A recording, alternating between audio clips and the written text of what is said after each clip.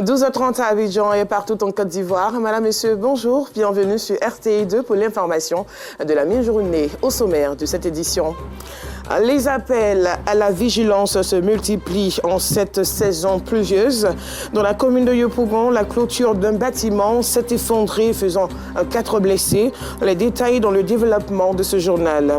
Et puis, le Sénat de la République démocratique du Congo a voté la levée des immunités de l'ancien président Joseph Kabila en tant que sénateur à vie.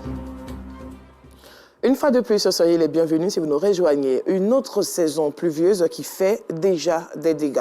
Dans la commune de Yopougon, une partie de la clôture d'un bâtiment inachevé s'est effondrée. Le bilan fait état de 4 blessés évacués dans les centres de santé par les éléments du GSPM d'Adjamé. Ido Fofana, Khalil Diomondé pour les détails. Yopougon Sable.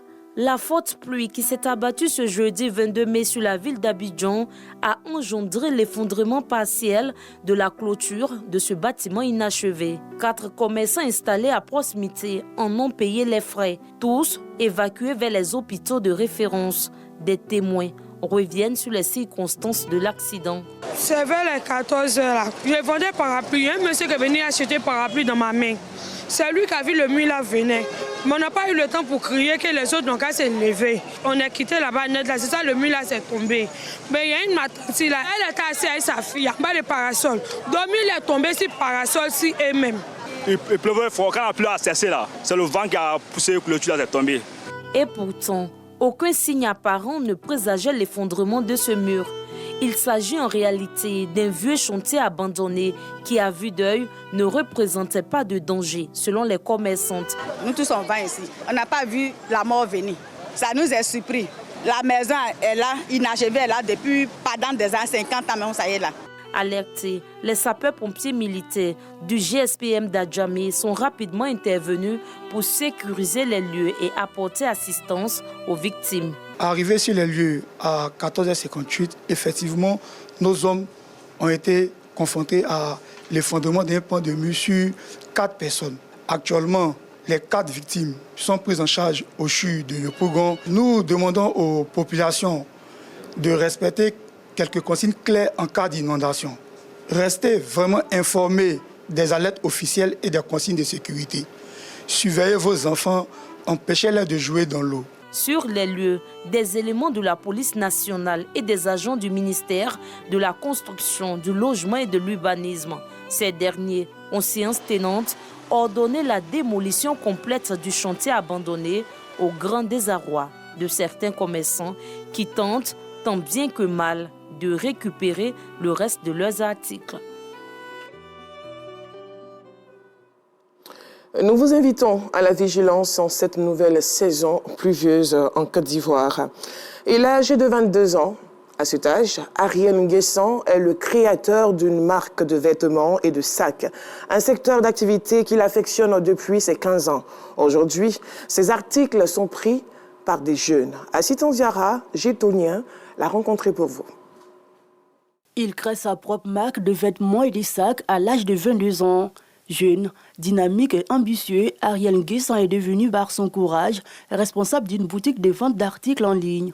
Il réside dans la commune de Yopougon et son amour pour l'entrepreneuriat a débuté à l'âge de 15 ans avec la vente de montres à ses heures perdues. C'est dès la classe de seconde où je commençais à avoir un peu d'argent de poche que je prenais cet argent-là et je me rendais à Djamé où j'achetais les montres et les chaussures que je venais revendre en ligne. Et c'est de là que tout est parti. Grâce à sa détermination, à sa conviction et à son abnégation, mais aussi aux prières, tout redevient à la normale et en 2021, il présente au grand public sa marque via les réseaux sociaux. Je demandais à des graphistes de me faire des designs et les prix qu'ils me donnaient étaient un peu trop. Donc c'est là que moi-même j'ai décidé de m'auto-former en design.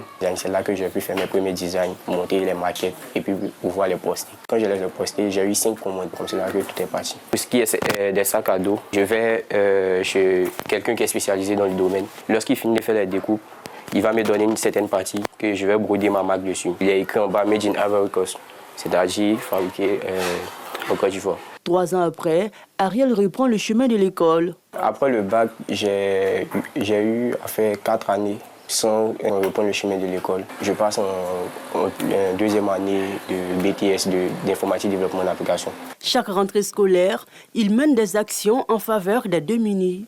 Quand je totalise le bénéfice, j'enlève une partie, je prends pour prendre d'autres tissus et je confectionne d'autres sacs à dos que je les remets chaque rentrée à des personnes défavorisées ou des personnes qui n'ont pas assez de moyens pour acheter des sacs.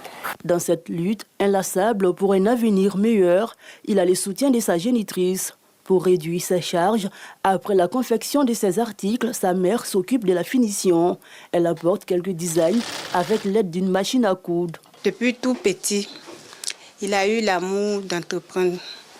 À chaque fois, quand il vient avec ses t-shirts, il est obligé d'aller dehors pendant que la machine est à la maison. Donc, je lui ai dit, bon, si c'est comme ça qu'il me donne, je peux mettre la marque. C'est une manière de l'encourager dans ce qu'il fait. Les vacances scolaires, des périodes de vaches grasses pour Ariel. Il peut vendre plus de 300 articles. J'ai vendu jusqu'à près de 100 sacs. Près de 100 sacs. Et pour les t-shirts, on peut dire que ça avoisine les 200 t-shirts. Cette année, bon, je compte dépasser parce que moi, j'aime beaucoup les challenges. Déjà, avec tout ce que j'ai cité pour l'année dernière, on peut aller à 500 000. Il y a des amis qui ont aussi des stratégies marketing. Et on va essayer de jouer ces stratégies marketing pendant ces vacances avec les événements de vacances pour jeunes et autres.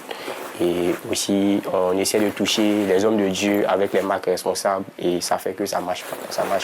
Mais tout n'a pas été toujours rose pour lui. Le jeune Ariel fait souvent face aux difficultés. Par exemple, moi, j'ai pas tous les équipements. Actuellement, c'est pas moi qui fais venir les t-shirts. Et souvent, on peut arriver pendant qu'il y a une faute demande.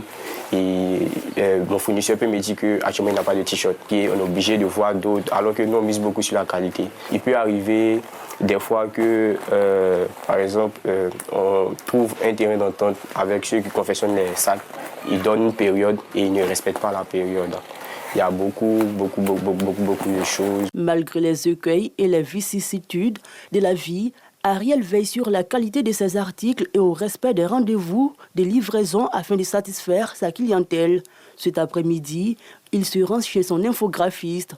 Il est primordial de vérifier si toutes les commandes sont en cours de traitement. On va parler, donc je suis passé pour voir si ce qu'il y avait déposé, ça avançait. Ça avance très bien, comme vous le constatez. On a fini de faire créer, on a fait les tirages. Nous sommes en phase de pause actuellement. Fier de la qualité du travail d'Ariel, de sa rigueur et de sa résilience, l'infographiste ne manque pas d'éloges à son égard. En tout cas, c'est quelqu'un qui est honnête, qui respecte les rendez-vous, très poli. Je ne sais pas comme les autres clients qui sont arrogants lorsqu'ils te déposent quelque chose, ils pensent qu'ils t'ont donné des milliards et puis ils t'embêtent. C'est un jeune qui se bat bien, il n'est pas comme les autres, il a la vision. Lorsqu'il finit les vérifications, il se rend au quartier Sidessi dans la commune de Yopougon pour livrer la commande d'un client. Il profite de l'occasion pour lui proposer d'autres articles. J'ai fait une commande et j'ai mis la qualité de ses vêtements et tout. Donc j'ai voulu passer une nouvelle commande aujourd'hui. Je félicite Ariel parce qu'il a tenu beaucoup. Si nous les jeunes décidons d'entreprendre, de travailler, il y aura moins de délinquance. Résilient et ingénieux, Ariel Nguessan entend ouvrir une entreprise physique les mois à venir. Entreprise qui lui permettra d'employer d'autres jeunes dans le but de contribuer à lutter efficacement contre le chômage dans son pays, la Côte d'Ivoire. Nguessan, le génie de l'entrepreneuriat, un reportage à suivre sur les canaux digitaux du groupe RTI. La ville de Guembé, dans le département de Korogo, a connu récemment une animation particulière. Le collège Siloué d'Otana a célébré ses meilleurs élèves de la 6e à la seconde. Objectif, inculquer le goût de l'effort et du travail bien fait aux apprenants. Théodore Zouzou. Une procession pas comme les autres sur l'artère principale de Guembé, sous-préfecture du département de Korogo au nord du pays. Puis un défilé d'élèves dans la cour du collège Siloué d'Otana de la dite commune. Nous sommes à la célébration de l'excellence. Une première dans cet établissement. L'idée, créer une saine émulation entre les élèves. À travers cette cérémonie, je voudrais encourager toute la jeunesse de Guembé tous les élèves de Guémé à être excellents, à aimer le travail. Et c'est parce que c'est à travers le travail que nous pouvons développer notre nation. Ce sont au total 15 élèves, soit les 3 premiers de chaque classe, de la 6e à la seconde, qui sont distingués. En toge jaune et bleu, ils reçoivent chacun des kits scolaires et des enveloppes. Le meilleur des meilleurs reçoit en plus un vélo. On s'est battu pendant les mois pour être primé aujourd'hui. Et donc je demande à tous mes camarades de se réveiller et ils peuvent faire comme nous aussi. Donc je remercie monsieur le fondateur. Cette initiative est saluée par le parrain qui s'engage à les soutenir. À la rentrée d'ici septembre, nous allons donner modestement la somme de 50 000 francs par enfant, ce qui fait une somme de 750 000 francs pour les accompagner dans les fournitures scolaires. L'excellence ne se décrète pas, c'est la constance dans l'effort qui fait qu'on atteint l'excellence. Donc en les encourageant, en les félicitant, on les amène aussi à persévérer dans cet effort. La veille a été consacrée à des activités sportives dont le tournoi de football remporté par le Giga Maracana de Guimbé. L'établissement entend ainsi contribuer à l'émanation d'une nouvelle élite pour le développement de Guimbé. 3460, c'est le nombre des candidats au Hajj du contingent étatique et 1042 des opérateurs privés qui ont déjà foulé le sol saoudien en vue de rassurer les pèlerins et l'ensemble des acteurs impliqués dans l'organisation du pèlerinage à la Mecque sur l'état et le bon déroulement des opérations. Le directeur général des cultes, Bamba Messamba, par ailleurs président du comité de surveillance du pèlerinage à la Mecque, a animé un point de presse au siège de la direction. Connaît par Gassoro de Madonki, Kader Bachil. Depuis le samedi 17 mai dernier, les premiers candidats au Hajj du contingent étatique ont foulé la terre sainte d'Arabie Saoudite pour accomplir le 5e pilier de l'islam, le Hajj. En vue de rassurer tous les candidats et les populations sur l'état d'avancement des opérations de cette édition, le directeur général des cultes, par ailleurs président du comité de surveillance du pèlerinage à la Mecque, a animé un point presse. À ce jour, 6 947 sur 7 000 visas ont été imprimés pour le contingent étatique, soit un taux de réalisation de 99,24%. 2845 sur 3 000 pour les opérateurs privés, soit un taux de réalisation de 95%. Au titre des vols départ, au 21 mai 2025, 9 vols charters sur 17 ont été réalisés et ont transporté en tout 3 460 pèlerins, soit un taux de réalisation de 53,64%. S'agissant des vols réguliers, 353 pèlerins sur 616 prévus, soit 57%, ont déjà foulé le sol saoudien. Messamba Bamba a aussi rassuré les pèlerins des opérateurs privés.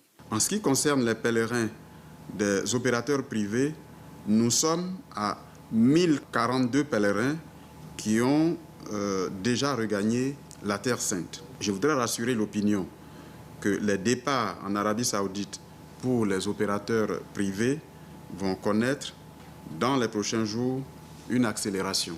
Cette précision faite, nous pouvons vous dire que cette année, les opérateurs privés sont en passe de réaliser un taux d'exécution de plus de 95% de leur quota, contre en moyenne 83% les années antérieures.